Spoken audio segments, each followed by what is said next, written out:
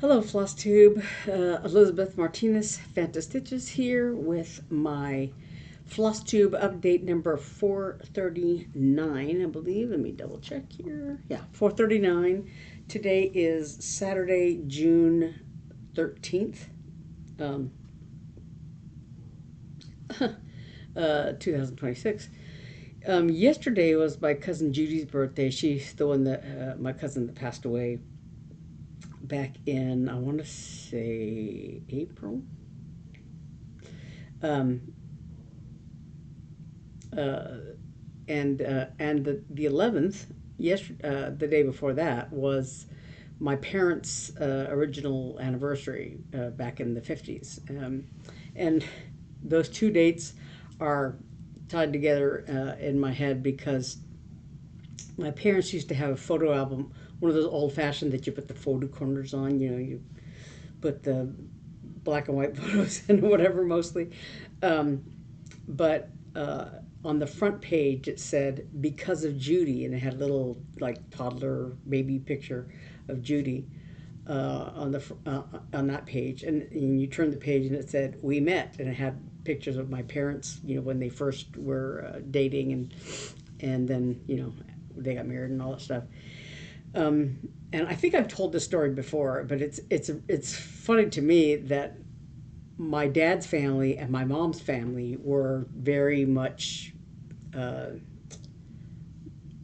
intermingled because my aunt Edvita, Judy's mother, my aunt Phoebe, my dad's sister, and my aunt Bertha, who was eventually married my uncle Saul, my dad's brother Saul. The three of them, Evita, Phoebe, and Bertha, were friends in college. I don't know if they were if suite mates, roommates. Anyway, they knew each other pretty well in college at I think it was Howard Payne University in Texas back during the war, during World War II.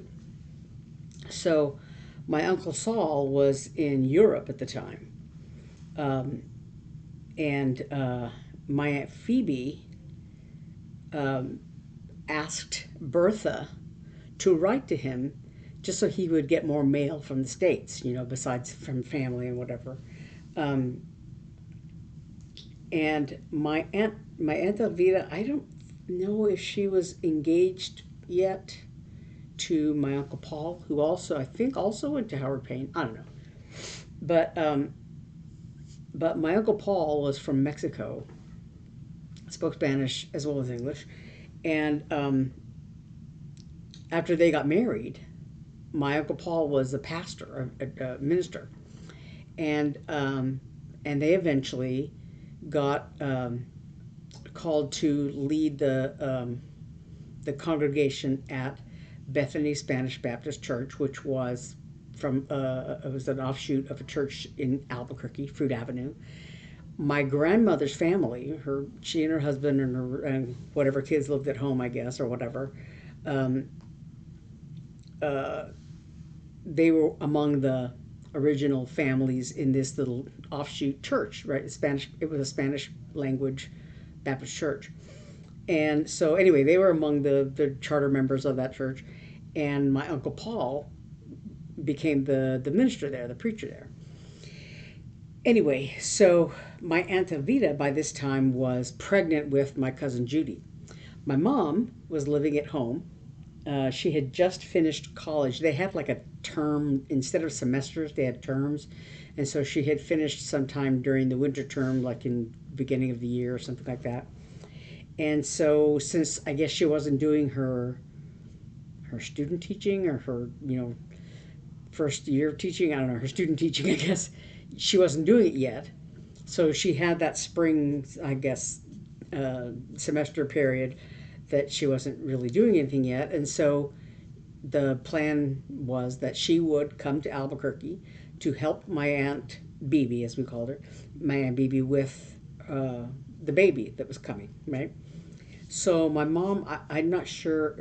Anyway, so my mom showed me a letter that my Aunt Bibi had sent her that said, Mrs. Martinez, my grandmother, Mrs. Martinez's son just came back from the army, from Europe, from Germany, she said, "He's a real swoon." Um, and she said, I don't think anybody but Dolores would be able to win him. Dolores was their sister, who was very pretty. She says, I don't think anybody but Dolores would be able to trap him or whatever.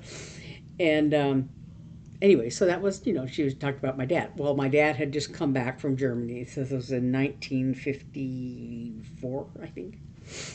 Um, I meant to tell you though, I've talked about my Aunt Bibi and my Aunt Phoebe and my Aunt Bertha. They were friends in college. They were not yet related, but they were friends in college. So, like I said, Phoebe had asked Bertha to send letters to Saul to encourage him to get a letter from home. So when he came home from World War II, he came home. The story goes he came home with an engagement ring for Bertha. So Saul and Bertha got married. Um, I don't remember when Phoebe got married or how that worked out. But anyway, so Phoebe was my dad's sister. Bertha became my aunt because she married my uncle Saul, my dad's brother. So then Bibi married Paul, and they came to become the pastors of Bethany Spanish Baptist Church that my dad's family went to. So anyway, my mom went to Albuquerque to help my Aunt Bibi with the baby, Judy, and met my dad. And I think they met at a Memorial Day church picnic. And my dad, fell in love with my mom right away. And so they started dating him. And my dad would bribe my Aunt Bibi with a strawberry malt to take my mom out on a date, on dates and stuff. So my mom stayed there, to help with the baby for a little while. Then she went home eventually. And my dad, would go out to visit her. She was student teaching in uh, a town that at that time was called Hot Springs, but eventually became Truth or Consequences, New Mexico. It's a long story, but anyway. So my dad would go and visit her, and stuff like that. So they got married, I guess, the following year in 1955, and yeah. So the two families were just interconnected. So yeah, my mom and my Aunt Bibi were sisters. My dad and my Uncle Saul were brothers. So, and Phoebe was my dad's sister. So they were all related to each other. It's a very bizarre, interesting story. Anyway, my cousin Judy, yesterday was her birthday. My mom and dad, the 11th was their anniversary. So yeah. Anyway, that's a free story. um, so today's the 13th. I have not yet bought my tickets for the Midsummer Stitch, which is coming up in July. I think the 18th. I think is the date on that. Um, that weekend anyway, the 18th, 19th. I don't remember if they start on the 17th or they start on the 18th. I have to look at my. I have that date somewhere. I don't know if I have it here with me. Anyway, go to lindystitches.com. I think the jingleball.net is the actual separate site for all the virtual events, but there certainly is a link to it on lindystitches.com. If both of them are in my description, are in the description box below. Both of those websites, I think. Anyway, so the Midsummer Stitch tickets went on sale yesterday, the 12th. And I just haven't, bought mine yet, but I plan to, I think. Um, yeah.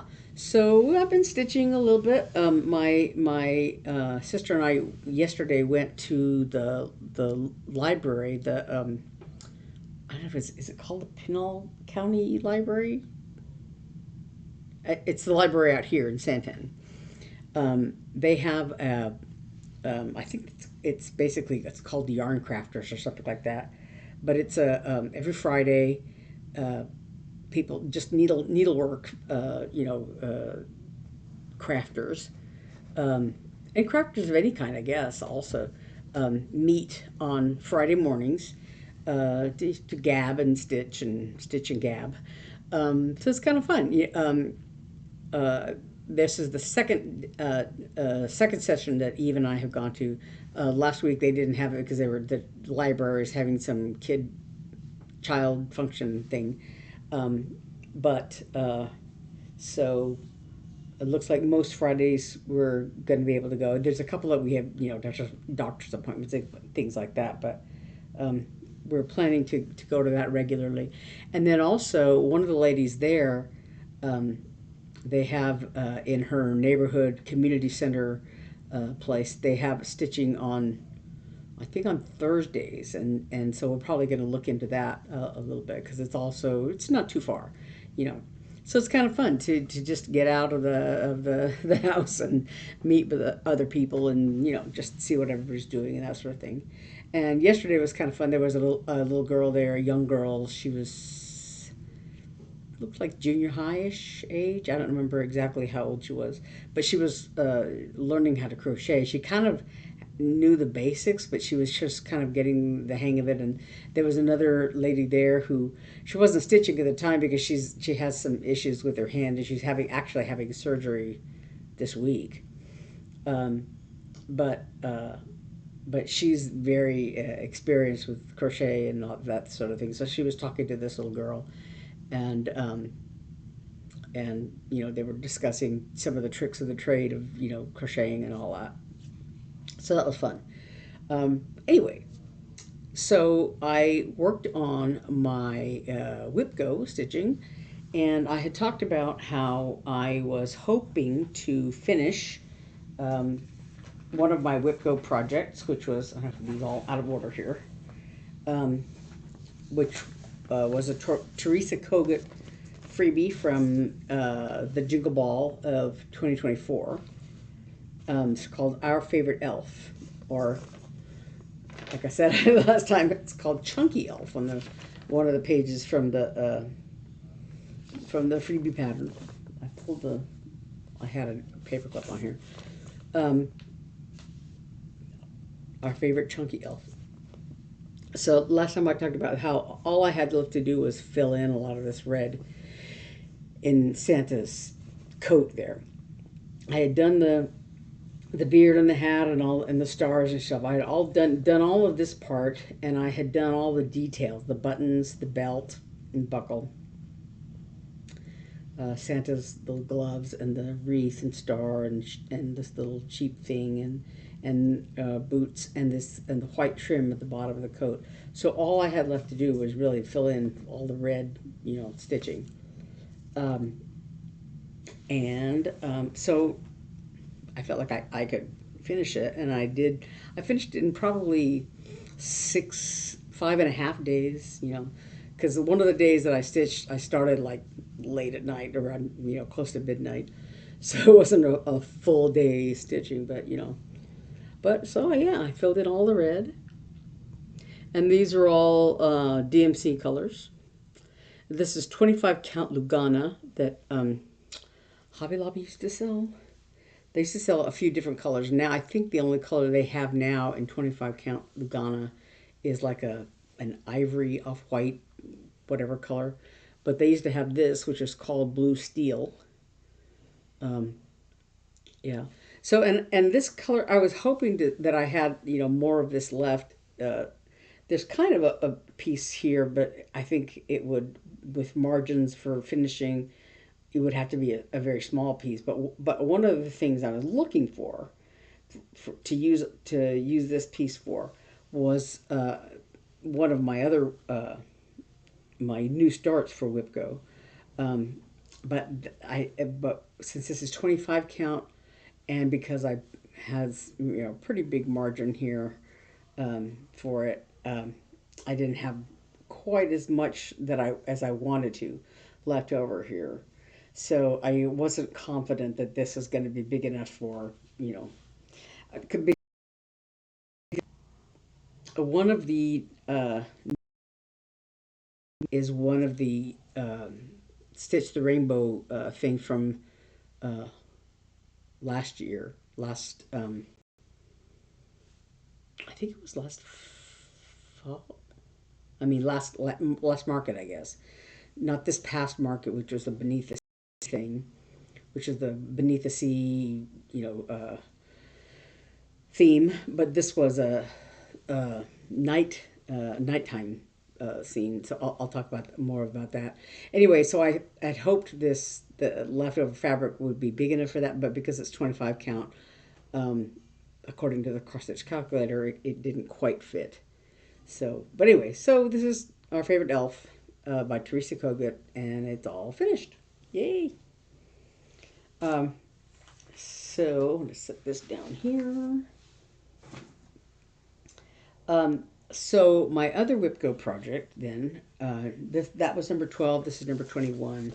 This is by the Blue Flower, Festive Florist, and you'll see down here, this is what it looks like laid out, and this is what it looks like finished. It's what we this was something that was also for the Jingle Ball 2024.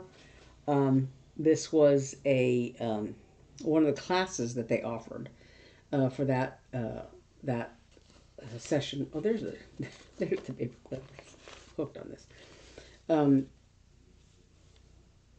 So for the class, you purchased this in advance and stitched it, and then the class was how to finish it. And in the PDF, there's also instructions for finishing and all that. There's like I want to say a template, like for the base here. So you cut out the base. It's basically finished like a biscornu / drum. So that hexagonal base. There's 6 of these little sections, and you wrap it around like a drum a little bit, and then you bring the points together, and you do excuse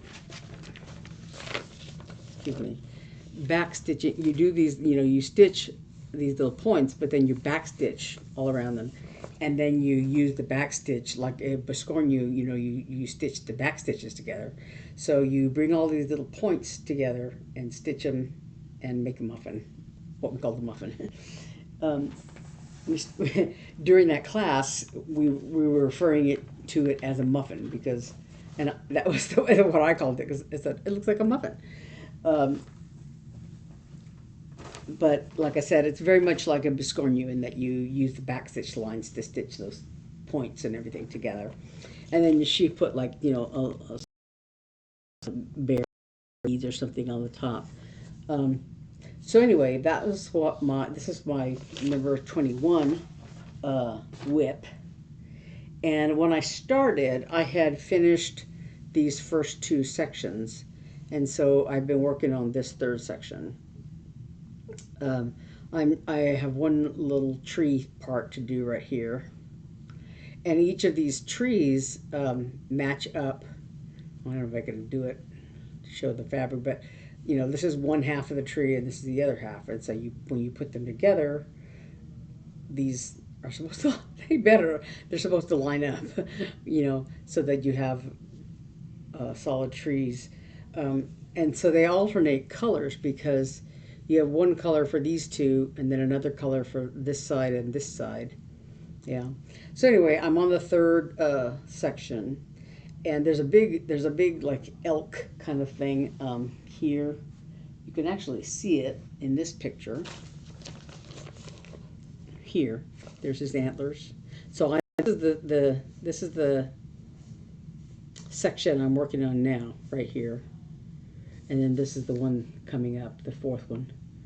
So, but I think I need to get more of this. I think this is grits, this color here. And it's like in like, I don't know, every other pattern I'm doing this year. So I need to get yet more. And I think there are, especially with this pattern, there's a lot of white animals because they're all like sort of wintry kind of looking. And this grits color is used a lot, but it's a big, this big elk uses a lot of it. And like I said, I've already used it in a couple of patterns this year. So in my current project, so that's another color I have to get more of. But anyway, so this is Festive Forest. It's coming along, and I have a few more days to go on it. Because when did I start it? I think, when did I start it? I want to say my Tuesday or Wednesday. So yeah, so I have a few more days. So I would like to, I don't know about that elk. Just depends on how much of the grits I have left. But I want like his antlers to go up here, and then like his nose and hooves and stuff, and his ear. They're slightly different. They're shades of like dark 37, 31, I think. I mean 30. I don't know what it is. 37, 7. I don't know, whatever, that brownish black color. I think is for his used for his hooves and his nose and like that, and his eye. Um, and there's some other like a flower plant kind of thing that goes in here, but otherwise it's all solid grits. And this uses uh, a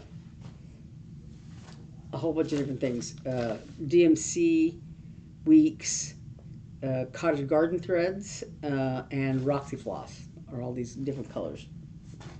So yeah, I have all the Roxy Floss. I have the Cottage Garden threads.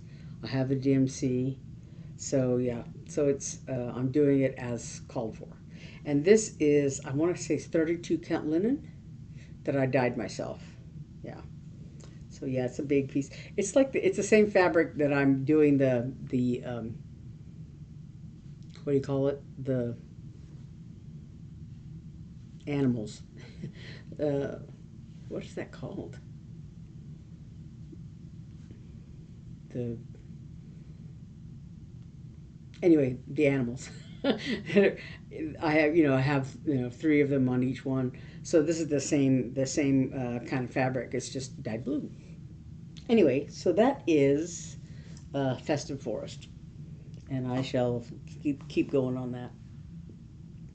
So those are the only 2 things I stitched on. I have not done more on Worthy Patriot or any of my. I was gonna stitch a little bit more on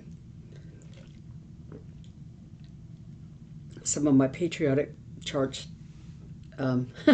Funny story.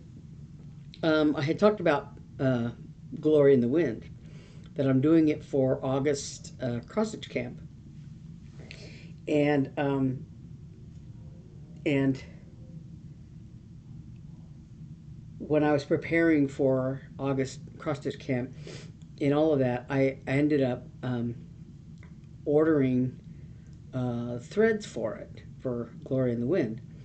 I had placed 2 orders, one with Stephanie of Just Keep Stitching, and one with 123 Stitch. And so I went ahead and ordered the threads for Glory in the Wind. Turns out I already had the threads for Glory in the Wind. I think I purchased it, I want to say at Market, because I had seen it earlier and I hemmed and hawed about it, but I went ahead and ordered it.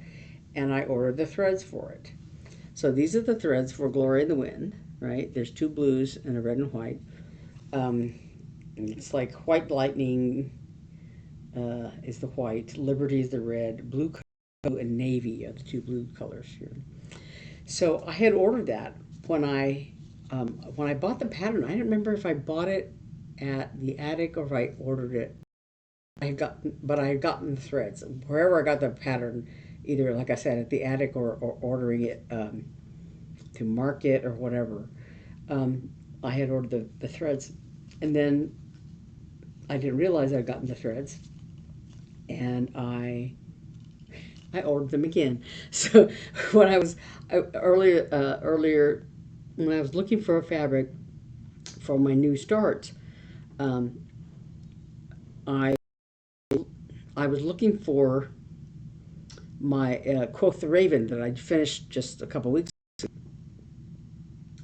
So I had shown my camera is lagging. I don't know what's going on. I had shown it here, and then I had like stuck it in my stitching tote bag thing, and I guess I had not. I had taken it out of the project bag that it had been in, whatever, and so it was just loose in the bag, and it had gotten, you know, pushed down into the bottom of it. And I thought it stuck my hand in there and didn't find it. So I thought, well, where did I put it? And I was looking at this bag and looking in that bag, and I thought I had to have it somewhere here because I had just had it a couple weeks ago, right? And so I have another bag that has stuff that new charts that I did not put on my WIPGO new starts list.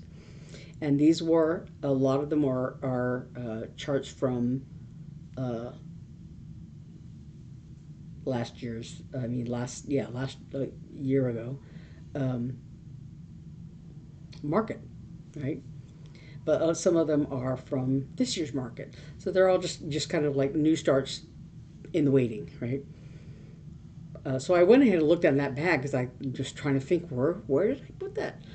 And that's when I found these. These are already there, and they're not the one because I have Glory in the Wind in my patriotic, because I have it set aside for cross stitch camp with the threads.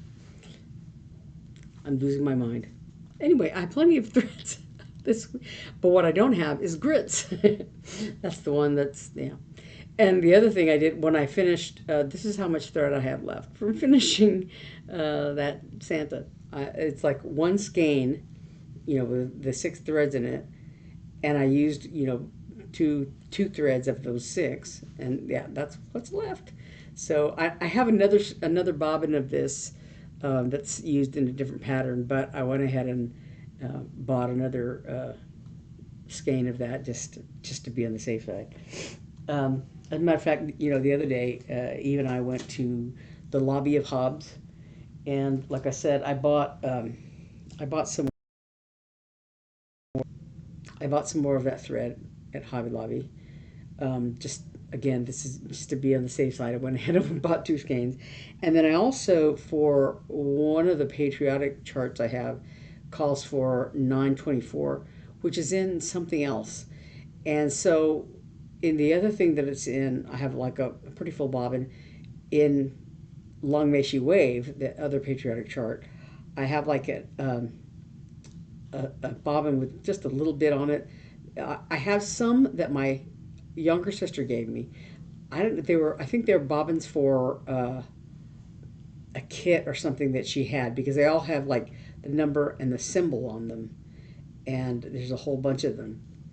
So I've used them once in a while for other projects, but but they're an older set of, it's an older dye lot, I guess, and so on some of them I've seen there's a little bit of a difference in there. So for that Long May She Wave, it uses a lot of this color, and the bobbin that I had in there doesn't have nearly enough on there. So I went ahead and bought more of that as well. And then, like I said, I found the red, white, and blue threads for uh, Glory in the Wind. But I bought I bought some more bobbins. I um I have them, and I use them like this sometimes, with the label just stuck in there. So on some of them, I have the number actually written on the bobbin in with a Sharpie, but when I've gotten lazy, I've just stuck the label in there. Anyway, so I have a bunch of those.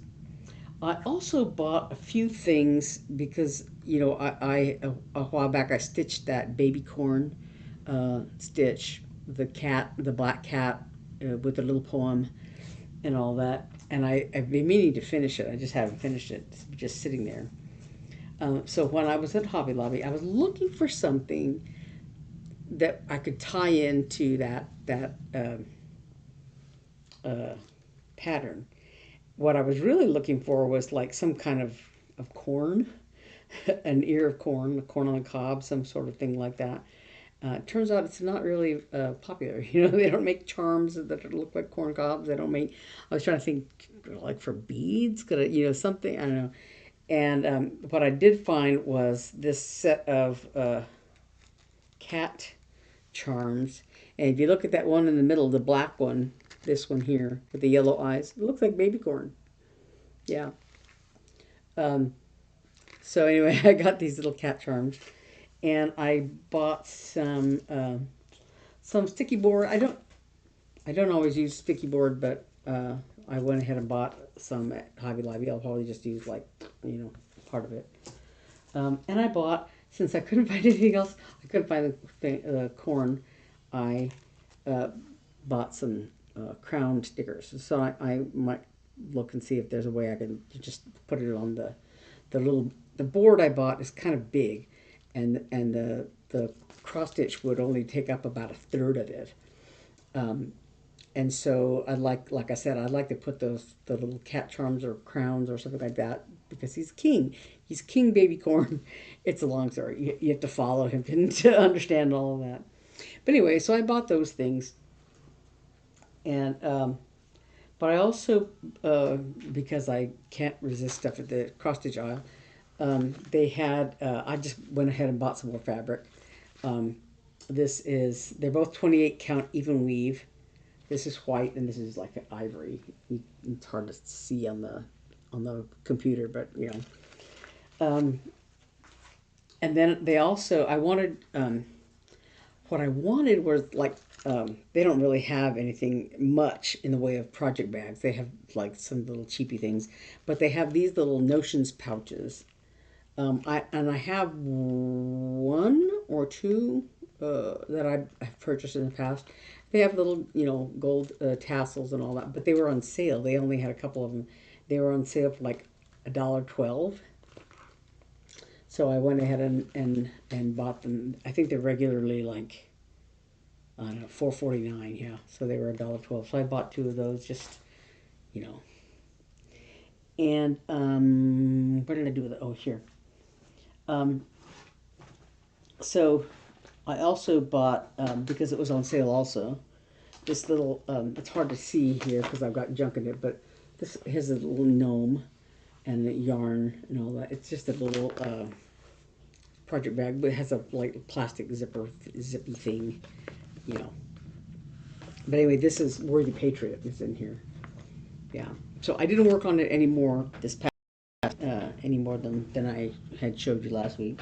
But I went ahead and bought that project bag because I just had it like in a plastic bag that it had come shipped in from 123 Stitch, and I wanted a little bit better bag. And right now I don't have any other project bags to put it in. But so anyway, I bought all that junk at stuff at Hobby Lobby. But so the other thing I wanted to talk about is my upcoming new starts. I haven't worked on any of them yet, but I'm gonna do a couple more days on Festive Forest to hit my 7-day goal, and I might keep stitching on that just to depending on where I am in the month of June. But oh, I'm making a mess here. My sister and I dyed some fabric today, so my upcoming projects are Night Owl, which is part of the Stitch the Rainbow Night Garden palette. Night Owl by Stitchy Prose, Holly Freeman of Stitchy Prose. So this is the thing I was looking to see if I could fit it underneath that Our Favorite Elf, or like I was looking at the fabric for that passive aggressive raven, and looking at the fabric for the fabric that I used for the owls that I did last week. I finished it. I did it for Cross Stitch Camp for June, and I finished it like in 4 days. But the if you look at this pattern, there's the lighter color, what is it called? Coffee and cream. On here, it shows up against that sort of neutral colored fabric. The fabric they used was Belfast linen in Celestine, was the name of it, by Fiber on a Whim. This is 32 count Belfast linen, but it's this color Celestine, and so it's like looks like a sort of an ivory color. But the coffee and cream color on here looks a little bit more yellowish, goldish in this particular picture. So the colors are Merlot, Parrot Bay, Coffee and Cream, and Concord Grape. So this is the coffee and cream color. So mine, I don't know if it's you can tell on the computer, but mine is a little bit more of a almost a beige color. And then this is the Concord Grape, I think. And this is the Merlot color. And then Parrot Bay. So this is the palette I was working with for Night Owl. And I wanted something that this color would show up better on than a beige color. And that's why I was looking at Our Favorite Elf. And because I figured this color, the Concord Grape, would show up well enough and all of that. But like I said, the fabric didn't seem like it would be big enough. So nothing I had seemed to fit exactly. I have some fabrics that might possibly work and whatever, so I wasn't quite sure. And then my other new start is this by Primrose Cottage. Lindsey Waite, Primrose Cottage. It was a freebie also that they had. And there's like these two little mice here decorating this Christmas tree. So there is white in this design.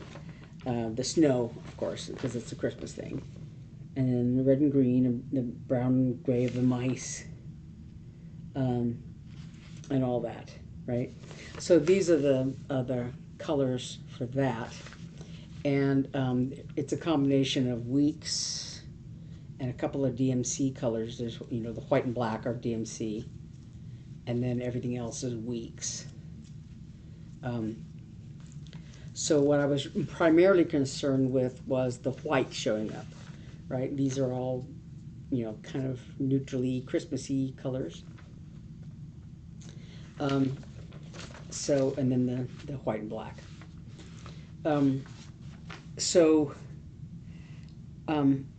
One color that one piece that I was thinking of for, probably for Merry and Bright is this blue. This is it's a 28 count Lugana that I had dyed some time ago. But I went ahead and dyed another piece of, this is also 28 count Lugana, and in this same blue, probably evening blue. It's a color I use all the time. So I just dyed this today. So it's not ironed or anything like that, but yeah. So I did this piece today, and I may or may not do Merry and Bright. I'll do probably one of those two blues. But for Night Owl, I was considering, I dyed two other pieces. I was going for a sort of a purpley look. So this it's called Hyacinth. It's kind of a light purple. There's a lot of this very light. It looks a little white on the computer, but it's actually a very light purple.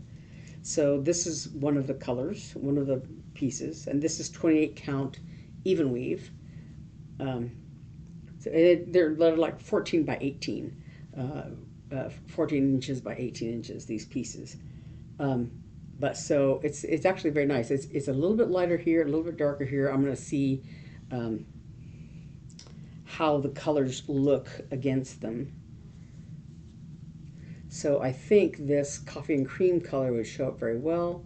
I think all of the colors look good on there. It's a little hard to see with light shining through there, but yeah.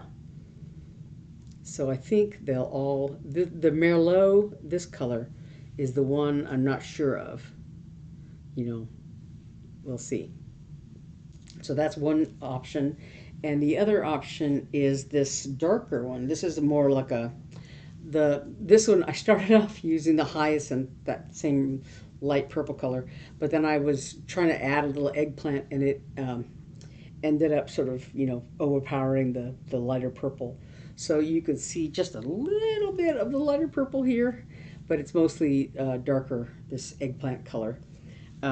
There's some, I don't know if it's only more on pronounced on this side, but a little bit of a reddish tint to that. But so this is the other option of these threads on there. So the Merlot might show up a little better on this color.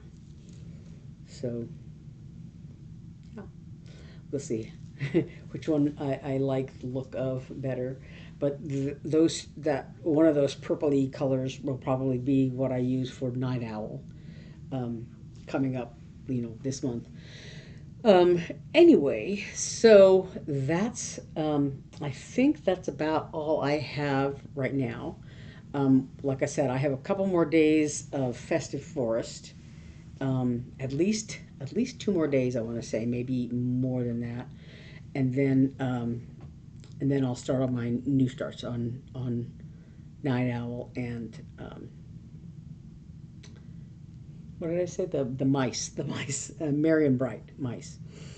But yeah, so I think that's about it. I'm hoping, like I said, we're thinking about that Thursday and Friday stitching groups. That's, going to be pretty fun. And yeah.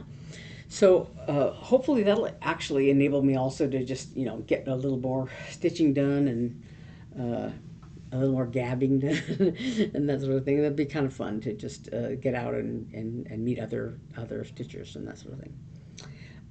So I think that is all I have. I think that's all I have right now. So I will see you all next week.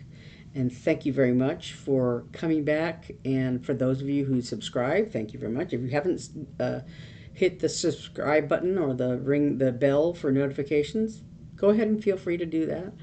And let me know if right now, my sisters and I are 3 Sisters Creative videos, and this one that I do, they're not monetized, or we don't have what do you call it?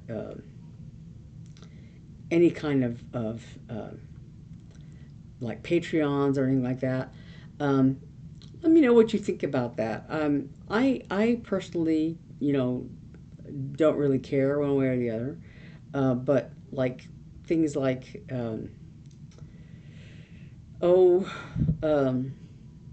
know, that sort of thing. A lot of people do that. I don't know that we would have anything to offer regularly to Patreon, on Patreon levels or anything like that. Like, people do like designers that have a Patreon have, designs that they release on different levels to different level of support or whatever. And I don't know that we would do that sort of thing. But my sisters and I were contemplating the sort of, maybe classes or something like that. I don't know. It's something has been mentioned and we've tossed around a little bit, but I don't know that, I know personally for this channel, I'm really not interested in that sort of thing. But for the other channel, the 3 Sisters Creative channel, I don't know. That's something we're going to explore, I think. I don't know. Anyway, so let me know if you have an opinion on it one way or another. Just let me know what you think about that sort of thing. But anyway, yeah, so I think that's all I have to talk about this week. And I will see you next week. And until then, thanks for watching. Bye.